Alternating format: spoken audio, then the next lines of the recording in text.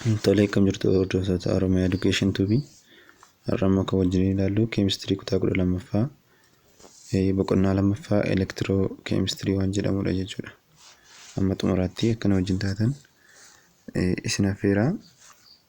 Chaanaalii kanaaf haaraa hin taatan sabskraayibii gochuudhaan maatii chaanaalii Oromiyaa Education Tuubii taasisanii jedha. Hiriyoota keessan biraan akka inni ga'uuf immoo viidiyoo kana laayikii sheerii gochuu hin dagatinaa isiniin jedha.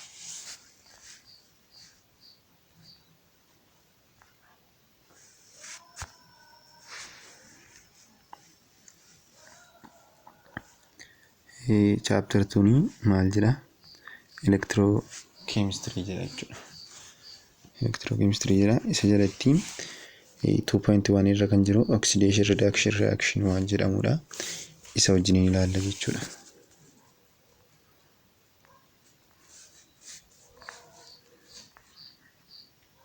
Okay. Oxidation. When do we say a substance is oxidized? Nuti yeroo kamiini wantoonni oxidized ta'eera jenna jedha. Gaaffiidha jechuudha. Hiika isaa immoo gara jalaatti wajjin ilaalaa deemaa jechuudha. The term oxidation was originally defined in terms of the adding of oxygen to a compound. As jirra jechuudha. Akkaataa ibsa kanaan duraatti oxidation jechuun oksijiinii elementii oksijiinii jechuudha compoundii kenname tokko irratti da'uudha. Akkaataa ibsa kanaan duraa irratti jechuudha. However, nowadays it has a broader meaning that include reaction involving not only oxygen. Yeroo ammaa kana immoo isarra darbee bal'atee gara reakshinii keessatti hirmaachuuti darbeeraa jechuudha. Oksijiinii qofa osoo hin taane. In this case, oxidation is a process in which an atom element loses electron and therefore increase oxidation number. Kanaafiyyuu oxidation numberiin adeemsa ittiin elementiin tokko elektiroonii gallakkisee oxidation numberii ittiin dabaluudha jechuudha. Oxidation numberii ittiin dabaluudha. Elektiroonii gain godha osoo hin taane loss godhe gallakkisee jechuudha yookiin immoo kennee kan inni ittiin oxidation numberii isaa increase godhuudha jechuudha. Increase godhu. Kana jechuun amma fakkeenyaaf soodiyemiin atomic numberii 11 qaba jenna. Kunis gaafa diddiriirsinu 2 8 tokko ta'a jechuudha. Inni elementii tokko elektiroonii seedhumarra jirtu kana tokko kennee asii pozitiivii ta'a jechuudha. Pozitiif wanii ta'a gaafa kennu jechuudha. Gaafa kennu. Kun maal nutti agarsiisa? Elementiin kamiyyuu utuu reakshinii keessatti hin geggeessin, reakshinii keessatti hin hirmaatin, elementiin kamiyyuu oxidation numberiin isaa 0dha. Kun immoo erga keessatti hirmaatee booddee maal ta'e jechuudha? 0 irraa gara 1tti guddate jechuudha. Garuu elektiroonii immoo maal godhe? Luusii godhe isee kana hin kennee jechuudha. Garuu immoo oxidation numberiin isaa sira noormaalii meeqa ture? Normaalii 0 ture. Erga wal nyaatiinsa keessatti hirmaatee garuu pozitiif wanii ta'ee jechuudha. Isarra keessaa kana. Kanaafiyyuu increase oxidation number inni jedhamu isa kanadha jechuudha. Elektiroonii luusii taate immoo iseedhumarraa kanadha jechuudha. Kanaaf oxidationii jechuun elektiroonii kan kennee oxidation number immoo kan guddifatudha jechuudha. Kun qormaataan tiraansiirra deddeebi'ee yeroo baay'ee ni dhufa jechuudha. Isee kana sammuutti qabadhaa isiniin jedha.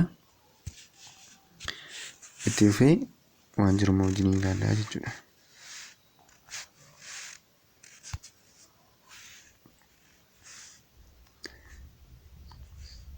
Kanatti aanee kan jiru immoo redaakshiniidha.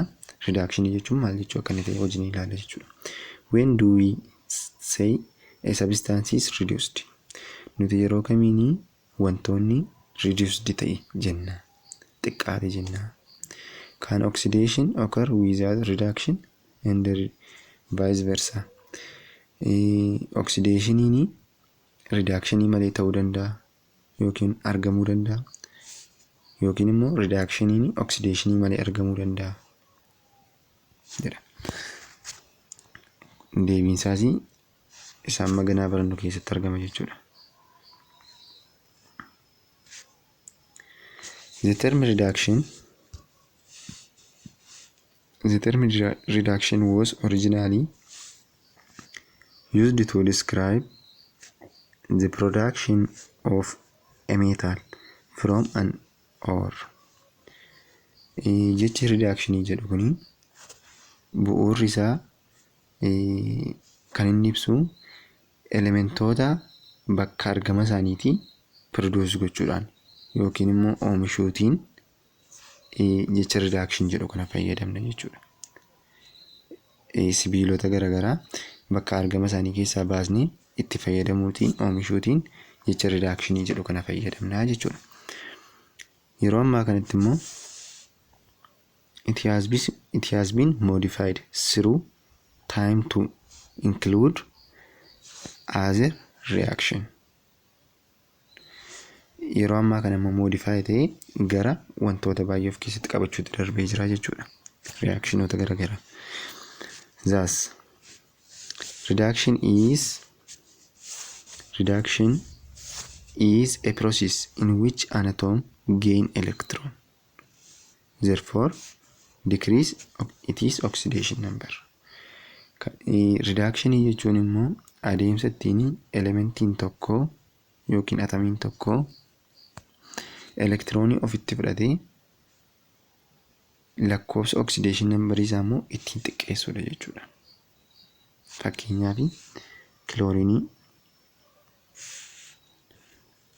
Fakkeenyaaf kiloorinii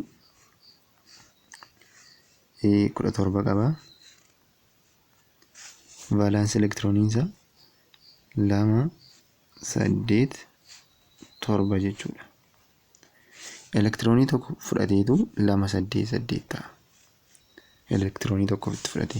Gaafa elektiroonii tokko ofitti fudhatu -1 dhufee sirra ta'a jechuudha. Sila akkuma isinitti himee elementiin kamiyyuu utuu wal nyaatiinsa keessatti hin hirmaatinii oxidation numberiin isaa meeqadha? 0dha jechuudha. Amma garuu kilooriniin 0 turee meeqatti deebi'ee -1 dhaqee jechuudha. Kanaaf maal ta'e jechuudha? Oxidation numberiin isaa 0 irraa gara negatiiva tokkotti gadi xiqqaate jechuudha. Garuu immoo elektiroonii maal godhe? Gain godhe. Gain jechuun ofitti fudhate jechuudha. Kanaaf reductionii jechuun adeemsa ittiin elementiin tokko yookiin atomiin tokko elektiroonii fudhatee oxidation number isaa immoo ittiin xiqqeessuudha jechuudha. Kanas sammuutti qabadhaa. Yeroo baay'ee intiraansii irra dhufa waan ta'eef. Consider the following example. Example armaan gadii kana maal godhedha? Consider godhi ilaali jedha. Magnesiumii 0dha. Maaliif? Elementii waan ta'eef jechuudha. Asitti immoo wal nyaatiinsatu jira. Compoundidha. Compoundii keessatti elementiin elektiroonii walirraa fudhachuu danda'u waan ta'eef as keessa maaltu jira jechuudha? Oxidation numberiin jira jechuudha. Oxidation numberiin isaa ni jira jechuudha. Kan isin yeroo hundumaa beekuu qabdanii hydrogenii yeroo hundumaa oxidation numberiin isaa 1dha jechuudha. Oxidation numberiin isaa yeroo hundumaa 1dha jechuudha. Asii kan maxxantuu kanaanii inuma baay'ata jechuudha. Hydrogenii 2 jira waan ta'eef oxidation numberiin hydrogenii kana maal ta'a jechuudha? 2 ta'a jechuudha. Asirraa kan kiloorinii argachuu dandeenya. Jechuudha. Isa gara booddeetti aktivitii itti aanu keessatti wajjin ilaalla. Asii immoo maagneeziyamiin 2dha jechuudha. Maaliif 2 ta'e jenna jettanii gabatee periodikii irraa giruuppii 2ffaa keessatti waan argamuufi jechuudha. Giruuppii lammaffaa keessatti waan argamuuf. Haayidroojiniin asitti immoo maal ta'e? 0 ta'e jechuudha. Maaliif? Elementii ta'e waan ta'eef. Asiitii akkuma hubattanii maagneeziyeemiin meeqa ture? 0 ture. Garuu immoo dhufeesti meeqa ta'e? 2 ta'e. Kanaafi 0 irraa gara 2tti guddate. Gaafa guddatu immoo maal jenna jennee? Oksideeshinii ta'e jenna jechuudha. Oksidaayizdi ta'e jechuudha. Asii immoo haayidroojinii ilaala. Haayidroojinii tokko ture gara meeqaatti deeme? Gara 0tti deeme jechuudha. Yookiin immoo 0tti gadi bu'ee jechuudha. Kanaafiyyuu maal jenna isaan immoo? Reduced ta'e jenna jechuudha. Kanaaf reduced ta'e jenna jechuudha. In above reaction magnesium metal is oxidized and the hydrogen ion are reduced. The chlorine ion are spectator ion. Spectatoriidha jechuudha. Inni wal nyaatiinsa keessatti hin hirmaanne jajjabeessumaaf dhaqe jechuudha. Spectatorii booddee ni ilaalla.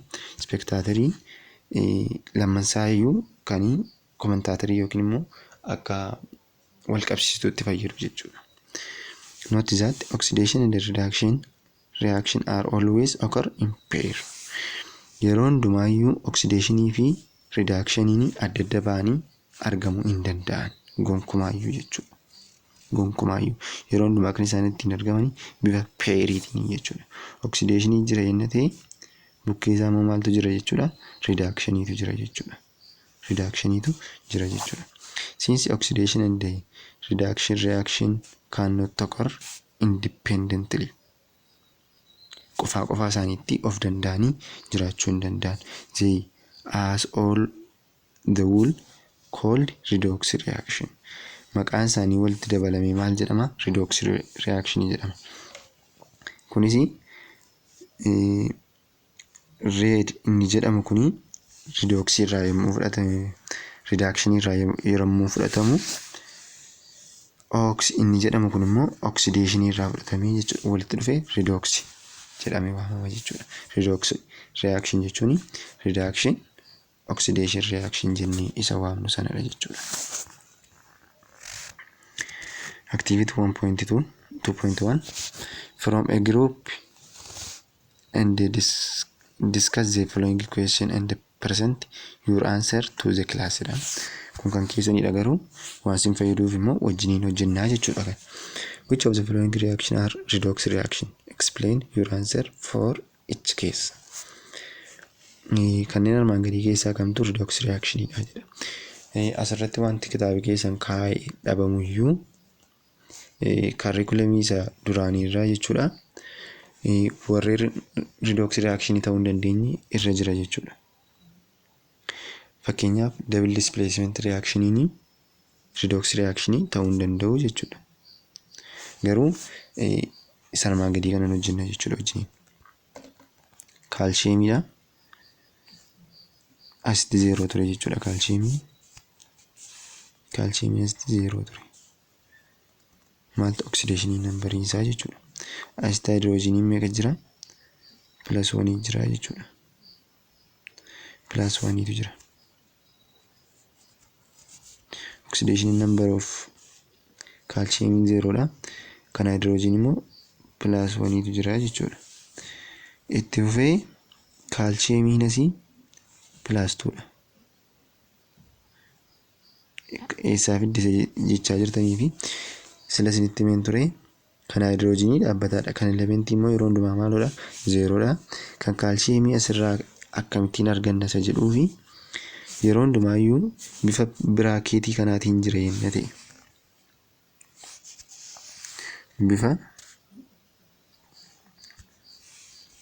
Bifa biraakeetii kanaatiin jira yenna ta'e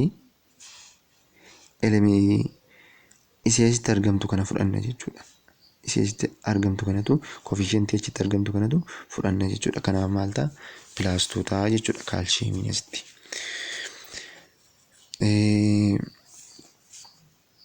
Haayidroojiniin asitti immoo maal ta'a jechuudha? 0 ta'a. Maaliif? Elementiidha waan ta'eef.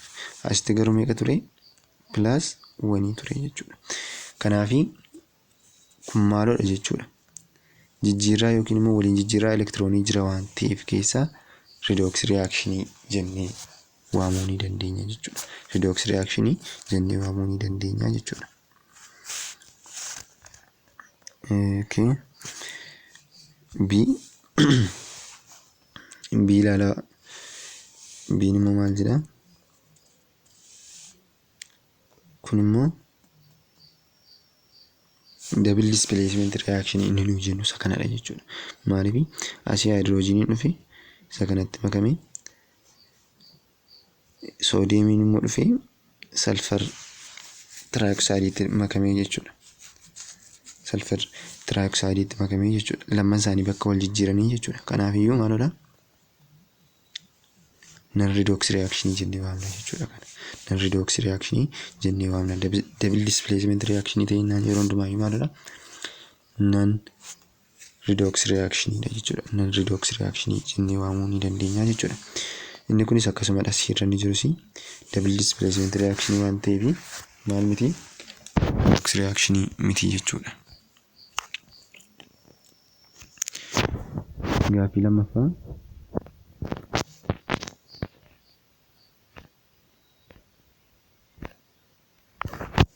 lammaffaa. Use the given chemical equation to answer the following question jedha. Chemical equation isa armaan gadii kana gaditti argitan kana irratti hundaa'uutiin gaaffii taanee jiru deebisaa jira. Kunis magnesium asii maalodha? Elementiidha. Kanaaf oxidation number isaa maalodha jenne 0 ta'a jenne. Asii zinc akka argaartanii +2 qaba.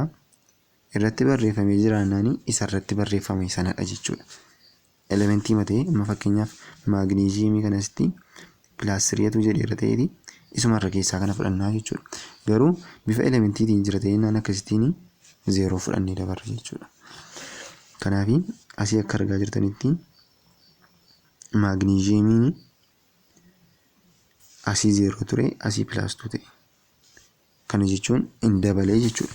Kanaaf gaaffii aarra kan jiru maal jedha? Oxidized substance kamii jedha. Oxidized substance isa oxidation number isaa guddateedha jechuudha. Kanaaf 0 irraa gara +2tti guddate waan ta'eef magnesium maalodha jechuudha? Oxidation substance yookiin oxidized substance ta'a jechuudha.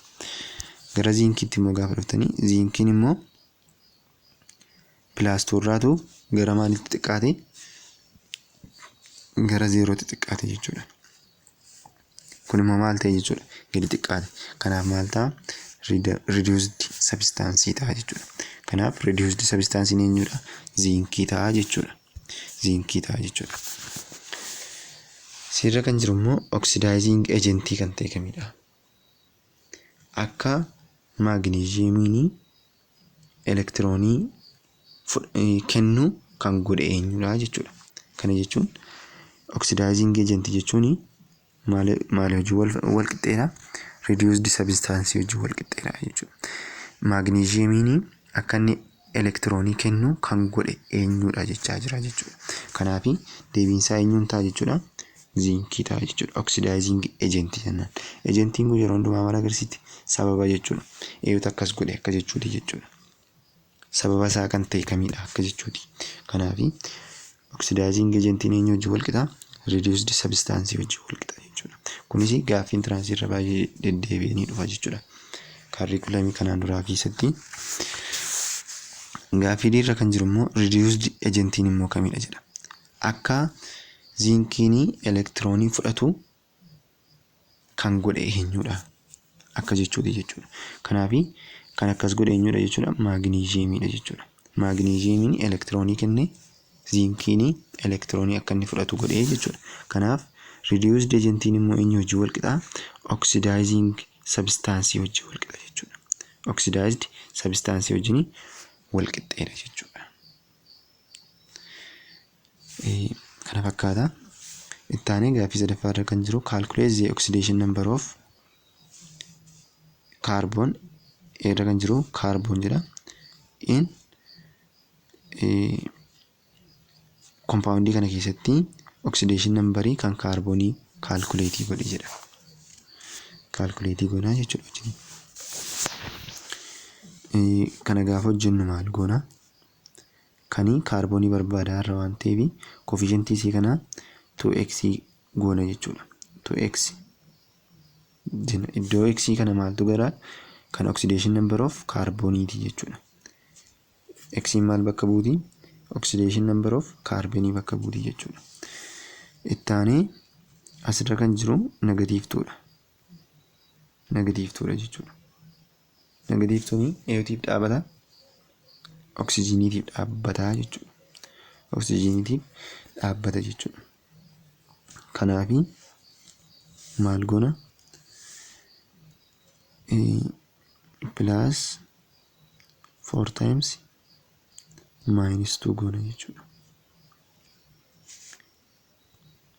Is equals to minus 2 jenna. Kana maaliif jenna jettanii? Afurii koefficientii oksijiinii bira jirtudha. Negatiiviin 2 oxidation number of oksijiiniidha.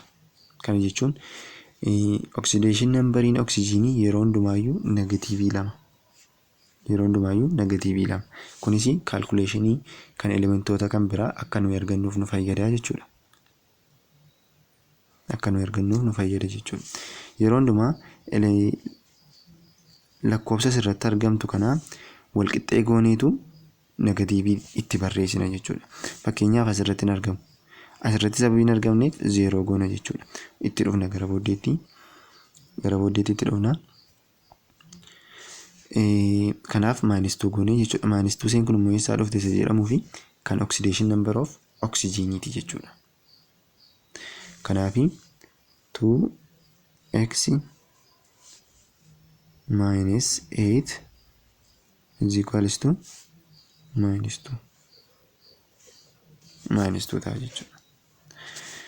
Minus 8 isaa dhufee 4 times 2 minus 8 ta'e jechuudha. So kana cichi dabarsina jechuudha gara kanatti.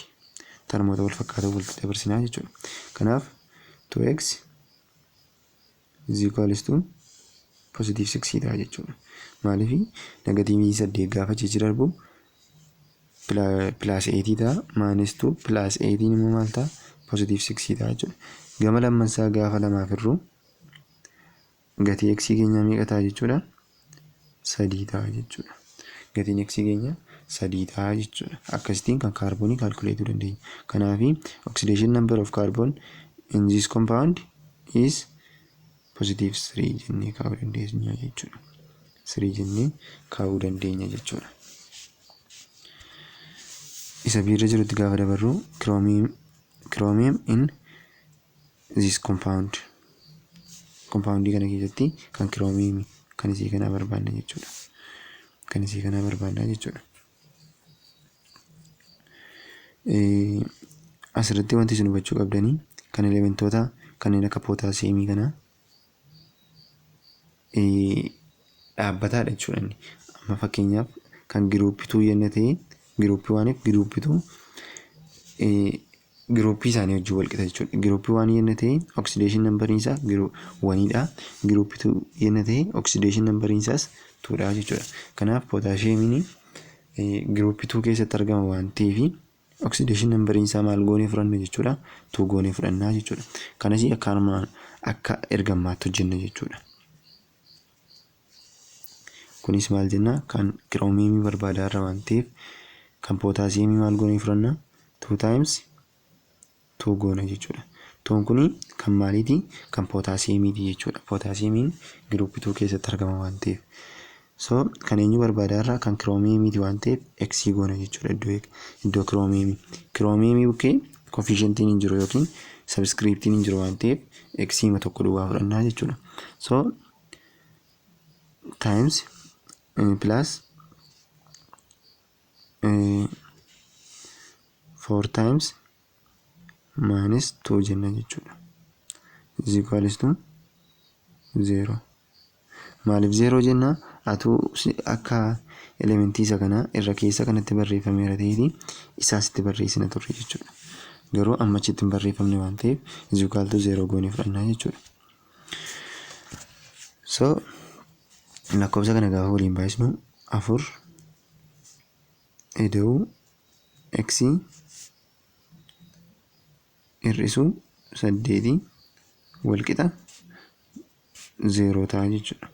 Kanaaf gatiin x gaafa hojjetan meeqa ta'a jechuudha? Pozitiivii 4 ta'a jechuudha. Kanaaf gatiin kiroomiyeemii kompaawundii kana keessatti meeqa jechuudha? Oksideeshin nambariin isaa 4 ta'a jechuudha. Haala kanaan hojjechuu ni dandeessu jechuudha. Itti aanee kan jiru gaaffii isii irra jirudha. Kiloorinii kompaawundii kana keessatti barbaadii jedha. As keessatti haayidroojiniin giruuppii tokkoffaa keessatti argama waan ta'eef oksideeshin nambarii isaa meeqa goonee fudhanna? 1 goonee fudhanna jechuudha. Kan oksijiinii silayyuu dhaabbataadha. Isa kanarraa hojjechuu ni dandeessu jechuudha. Salphaadha jedhee yaada. Yoo hin cimatee immoo gaafachuu dandeessu jechuudha. Teelegiraam chaanaalii irratti Oromiyaa Education 2 jettanii barbaaddanii ni argattu jechuudha.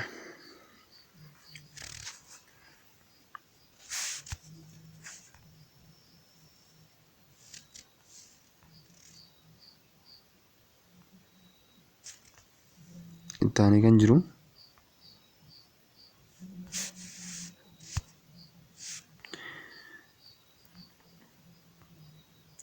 kan jiru balancing oxidation reaction kan jedhudha jechuudha. Porshiniin kun yookiin immoo pooyintiin kanarratti sirriitti isinii galuu qaba. Garuu immoo gaaffiin tiraansii irra baay'een dhufu. Garuu immoo isinii galuu qaba. Wanticha hubachuu fi baay'isee sirriitti isinii galuu qaba. Egzaampilii wajjinii jechuudha. Maaliif baalaansii gochaa deemtu waan ta'eef wantoota garaagaraa keessa jira. Isaan hubachuu fi maal gochuu isinirra jira. Egzaampilii kitaabarraa ofii keessanii dubbistanii viidiyoo kanaa immoo isaan hojjedhu jechuudha. Kana pooyintii kanarra darbee sirriitti nan hojjedhaa. Isaan hojjedhu kana isin sirriitti ilaaltanii duukaa buutanii hojjechuu qabdu jechuudha. Garuu intii isaa isinii kaa'in darbuun dirqama waan ta'eef intii isaa isinii kaa'a jechuudha.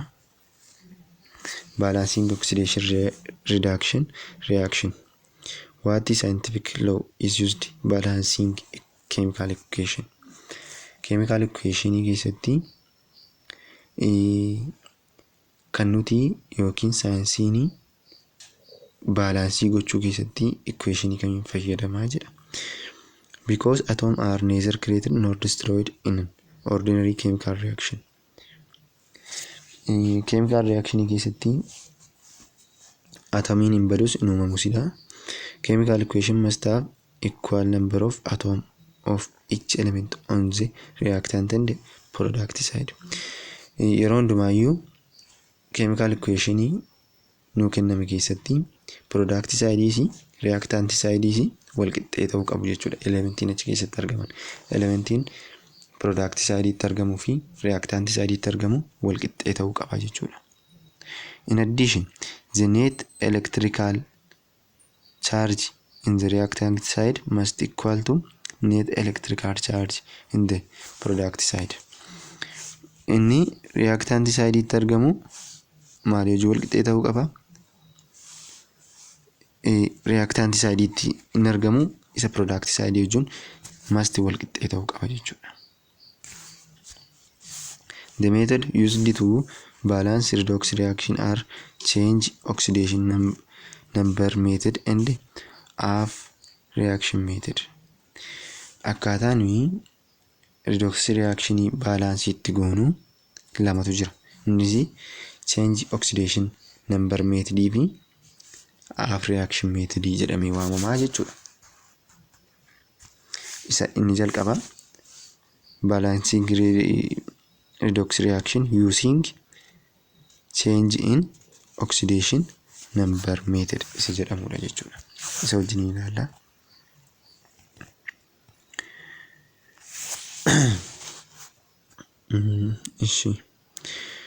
How do you balance redox reaction using the change in the oxidation number method?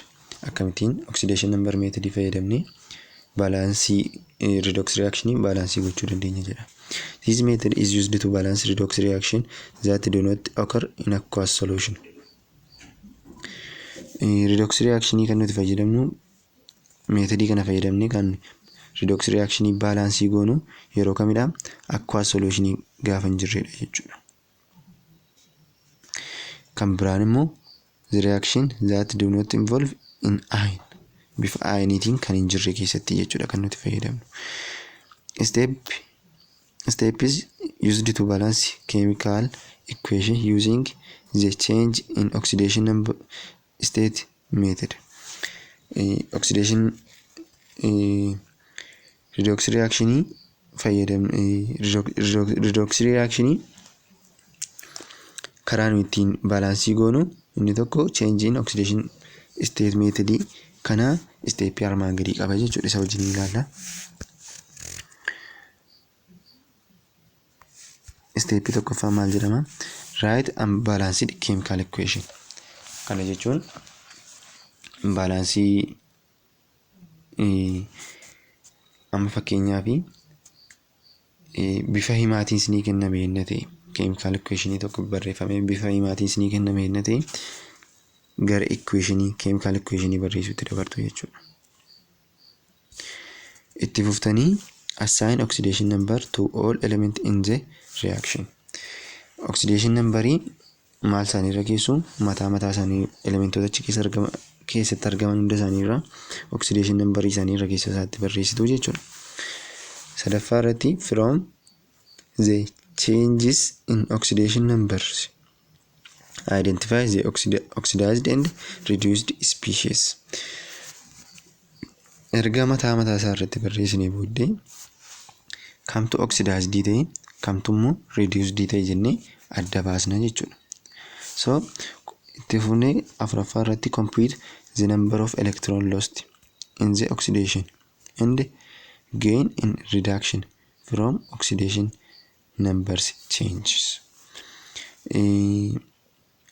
Wal nyaatiinsa ta'e sana keessatti oxidationiin gaafa electronii loosii godhu reductioniin immoo gaafa electronii gainii godhu isa kamtu caala jennee compare waliin goona jechuudha. Shanaffaa irratti multiply one or both of these number by appropriate factor to make the electron lost equal the electron gain. Maal goona gama lammansaa isa gain ta'es isa loss ta'es wal qixxeessuun dirqamadha jechuudha. Isa kennes isa fudhates wal qixxeessuun dirqamadha jechuudha. Use the factor balance coefficient. Kana gochuuf immoo factorii isaa fayyadamna jechuudha. Hirmaata walii isaanii baafne fayyadamna jechuudha. Ja'affaa fi sadhumaa irratti complete balancing by inspection adding state of matter. Erga hunda isaa raawwannee booddee elementoota kan biraa yookiin compoundoota kan biraa bukkeetti isaaf immoo yaada keenyaanii ilaallee itti guunnaa jechuudha. Example isa taanee jiru irratti akka sirriitti isinii gadi nanaaf dadhaa wajjin ilaalla jechuudha dabarre. Example kanadha. Example 2.1 balance the following chemical equation using the change oxidation number method. Tooftaa armaan gaditti ilaallee dabarre kana fayyadamneetu equationii nu kenname kana maal goona baalaansii goona jechuudha. Stepii tokkoffaa irratti write unbalanced chemical equation jedha. Kun barreeffamee nu kennameera. Utuu barreeffamee nu kennamne ta'etu maal goona barreessina jechuudha. Bifa himaatiin utuu nu kennameera ta'etu barreessinaa jechuudha. Lammaffaa irratti immoo maal jedha assign oxidation number of to all elements. Elementii hundumaarra maal kaa'uudha oxidation number irratti barreessuudha jechuudha. Kana jechuun eessaa dhufe akkasiin hin jenneefi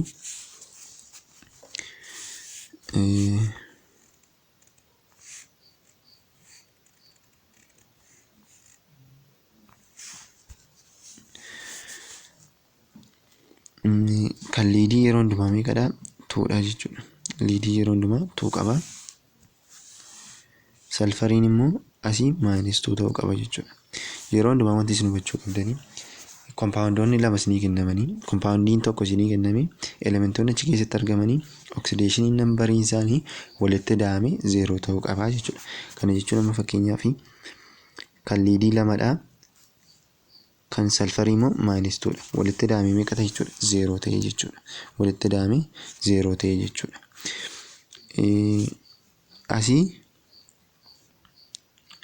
Asii kan oksijiinii elementii qofadha waan ta'eef 0dha.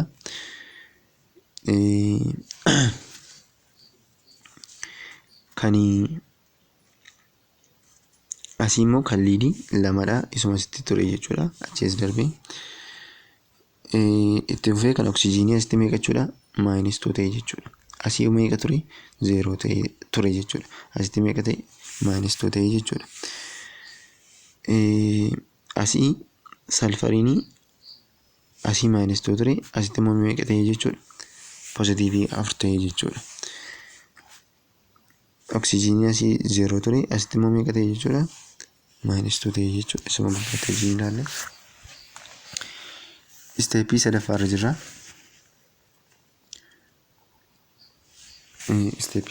jirra. Identify oxidized and reduced species. Kamtu oxidized ta'e kamtu immoo reduced ta'e isa jedhutu adda baafna jechuudha. Akkaataa kanatti adda baasan isinitti himeera. Inni elektiroonii geenii godhe reductionidha. Inni elektiroonii loosii godhe immoo maalidha jennee oxidizedha jechuudha. Kanaafi liid salfaayidiin maal ta'e jechuudha? Oxidized ta'e. Maaliifi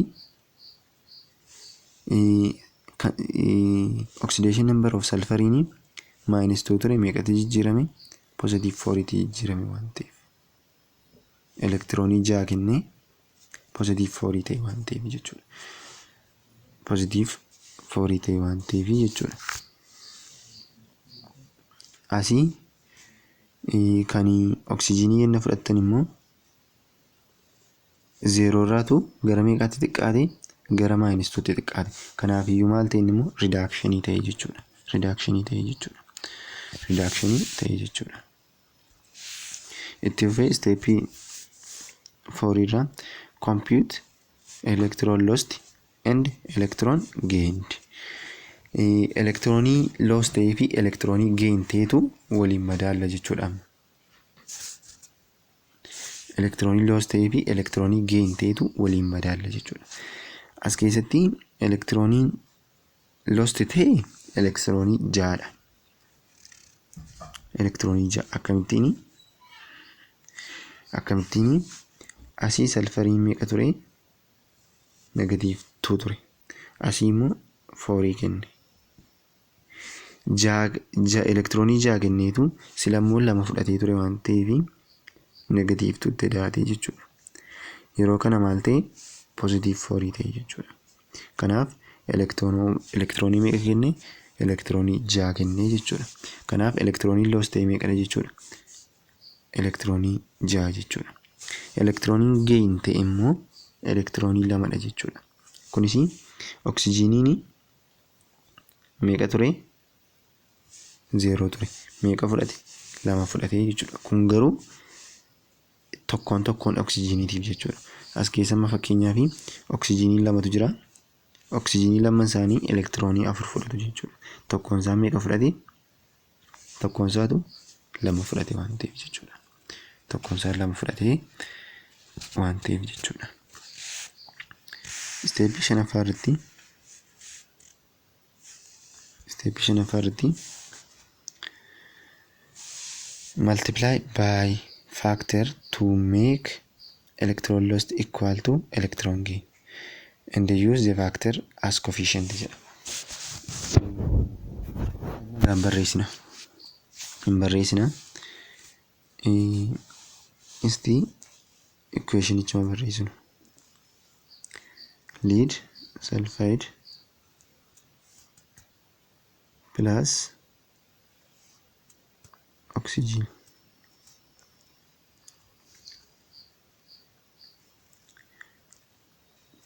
barreessinu kana. Ishii asii wal jala dabarsinee barreessina. Fakkeenyaaf elektiroonii kan gain godheedha. Kan gain godhe oksijiiniidha. Kan lost godhe immoo salfariidha. So isa jaha kana eenyuun biratti barreessina? Oksijiinii biratti barreessina jechuudha. Yeroo hundumaayyuu jechuudha. Inni elektiroon waluma jala darbee barreeffama jechuudha. Kan oksijiinii kan liidii fa'aa biratti barreeffama. Kan salfarii immoo oksijiinii biratti barreeffama jechuudha. So kuni lama kuni tokkoon oksijiinii tokkoofi. Garuu immoo oksijiinii lama jira waan ta'eef afur goonee barreessina jechuudha asitti. So kana salphisnee barreessuu fi gama lamman isaa meeqaa irraa? Afurii irra jechuudha. Gaafa afurii irru afur kuni afuriin badaa. Liid salfaayidiin maal ta'a jechuudha? Liid salfaayidiin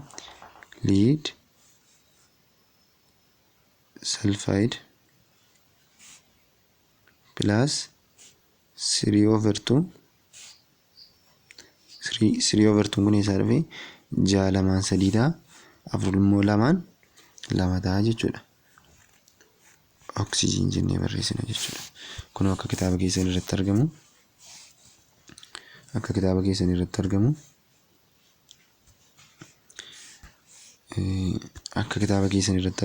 Kun akkasitti jechuudha.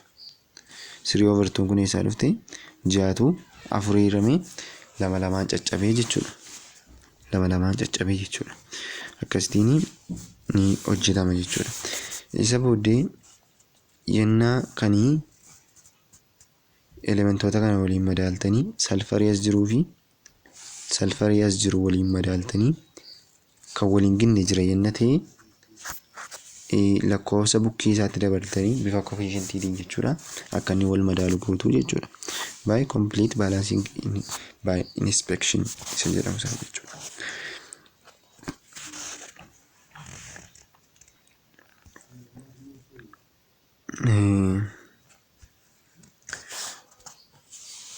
The chemical equation is balanced.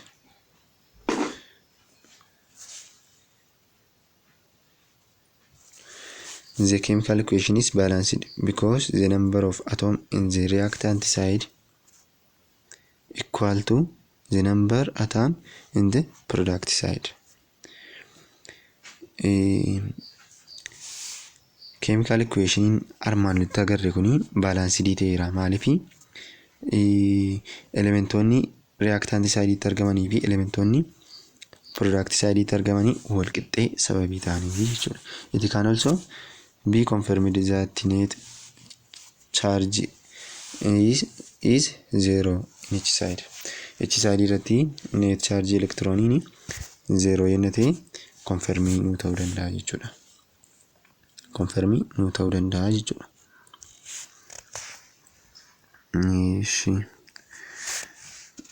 Lammaffaatu jira. Isa wajjin ilaalla jechuudha itti fufnee.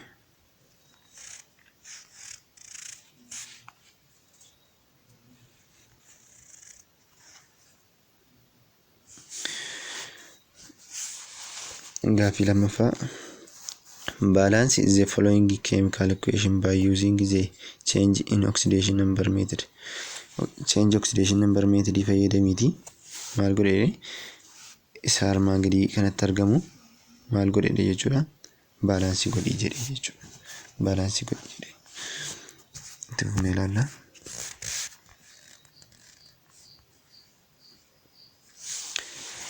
Solution. Step 1. Write and balanced chemical equation. Nu barreeffamee jira waan ta'eef ganaa barreessuu nu gaafatu jechuudha. Haala kanaan nu barreeffamee jira waan ta'eef jechuudha.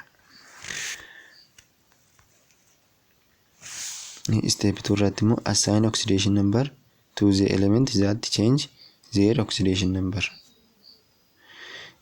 Mataa isaa irratti barreessuudha. Isuma argamaa ilaalle sana jechuudha. Mataa isaa irratti oxidation number sana barreessuudha jechuudha. Step 3 irratti immoo identify oxidized and reduced substance or species. Kamtu reduced ta'e, kamtu oxidized ta'e isa jedhamu sana adda baasuudha jechuudha. Isteeppii itti aanu irratti immoo jechuudha isaa wajjiniin hojjenna.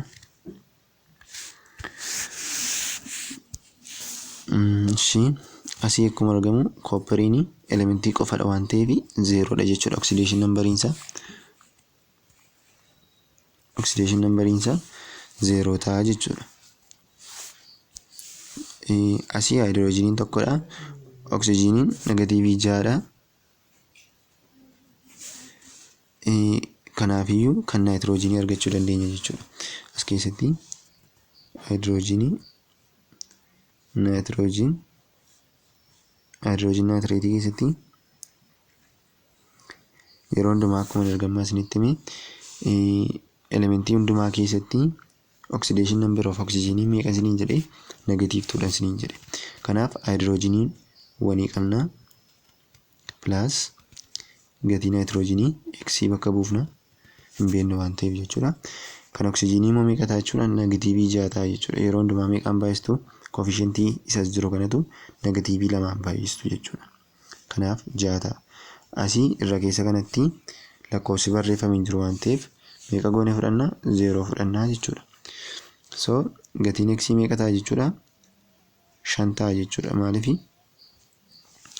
1 plus negatiiv 6 negatiiv 5 ta'a. Negatiiv 5 immoo gara gaafa achiichi darbu positiiv 5 ta'a jechuudha. Kanaaf x meeqa ta'a jechuudha 5 dha jechuudha.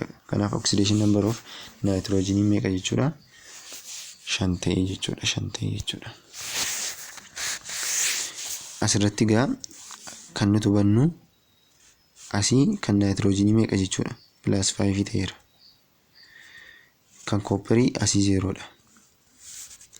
Asii kan koopparii gaafa dhufnee ilaallu garuu sila akkuma isiniin jedhee haammattuu keessatti kaa'amee jira yenna ta'ee kan nuti fudhannu maalodha koofishentii bukkee kanatti argamtuudha jechuudha.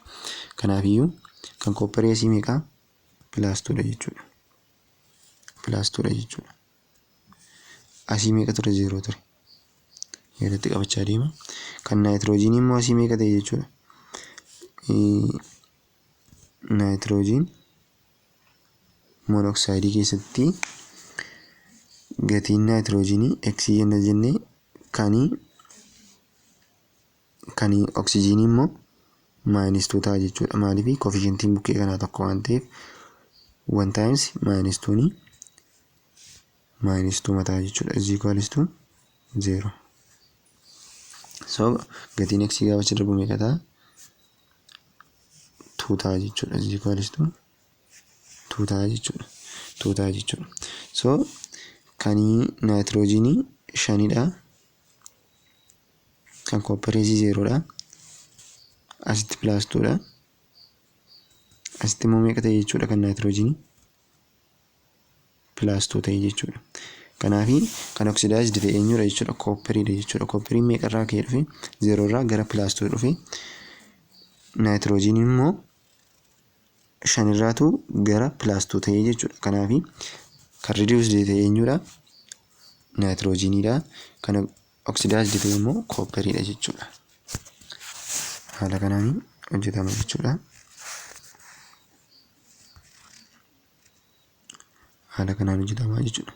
Kanaafi oksideeshin kan ta'e jedha kunooti. Oxidation in the oxidation 2 electron were lost. Koppariidhaan jechuudha. Akkuma godhatti ilaallee turre. Reduction keessatti immoo 3 electron were gained by each nitrogen. Nitrogenii tokko qofaatiin elektiroonii 3 gaafa gain ta'e jechuudha. Akkuma godhatti ilaallee turre. Multiply by factor to make electron lost equal to electron gain. And they use the factor as coefficient jedha. Maal jedha? Isuma godhatti yookiin immoo fakkeenya tokkoffaa keessatti hojjennee turre jechuudha. Maal goona? Lakkoofsa kanatu wal jala dabarsinee waliin baay'isna jechuudha. Kana jechuun kan kopparii elektiroonii meeqa ture? Elektiroonii 2tu lost ta'e. Kan naayitiroojiinii immoo 3tu gain ta'e. Kanaafi kiriis kiroosii waliin baay'ifna jechuudha. Kani koopperii 2 kana naayitiroojiinii goona. Kani naayitiroojiinii 3 kana immoo kan koopperii goona jechuudha. Kun immoo fuuldura isaaniitti barreeffama jechuudha. Fuuldura isaaniitti barreeffama jechuudha. Ishi complete the balancing by inspection. Itti fufnee kan nuti goonu inspekshiniidhaan furra jechuudha. Kunis haala kanaan isa jirudha jechuudha. Gaafa barreessinu akka kana ta'a jechuudha. Gaafa hojjennu akka kana ta'a jechuudha. Kunis isa gubbaa inni hojjenne ta'ee kan naayitiroojiinii finne kan eenyu biratti barreessina kan koopperii biratti 3 goonee barreessina jechuudha. Kan elektiroonii immoo finne kan eenyu biratti barreessina kan naayitiroojiinii bukkeetti barreessina jechuudha. Kan naayitiroojiinii bukkeetti barreessina jechuudha. Kan naayitiroojiinii bukkeetti finne barreessina jechuudha. So kanarraa kanafi in this above equation we say that 2 nitrate ion are converted into 2 nitrogen monoxide, but we need to balance the 6 nitrate ion that are present in 3. Akka gubbaatti hubannutti nitratii 2tu nitrogen monoxide itti jijjiiramee jedha. Garuu immoo kan nuti barbaannu maalodha? 6 balance we need to 6 to balance 6 nitrate jaarraa gara jaatti kan darbe barbaanna jechuudha. Kanaaf iyyuu maal goona jechuudha? Therefore coefficient of become 8. Kana gochuudhaaf immoo coefficient isaanii meeqaan baay'ifna? 8 baay'ifna jechuudha. Haala kana. Hydrogen atom can be balanced by making the coefficient of hydrogen atom can be balanced by making coefficient of water by as 4. Kun egaa inspectioniidha. Waanii waliin madaalli ilaallee kan nuti waliin madaalchisnudha jechuudha. Kun waliin madaalle jennee isa waliin madaalchisnudha jechuudha.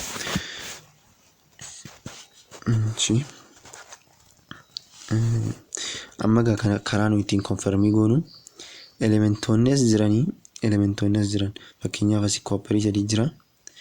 Kani product side'itti argamu koopperii 3 ta'uu qaba jechuudha. Akka kana. Kani amma fakkeenyaaf hydrogenii 8tu jira. Hydrogenii 8 product side'ittis argamuu qaba jechuudha. Nitrogenii 8tu jira. Nitrogenii 8 dhufeesti argamuu qaba jechuudha. Product side'itti. Inni reactant side'itti argamu nambariin elementii kamiyyuu product side'ittis argamuu qaba jechuudha. Lakkoofsa wal qixxee ta'uu qaba jechuudha. The chemical equation is balanced because the number of atoms in the reactant side is equal to the number in the product side. Isa product side wajjin wal qixxee waan ta'eef maalidha jedha?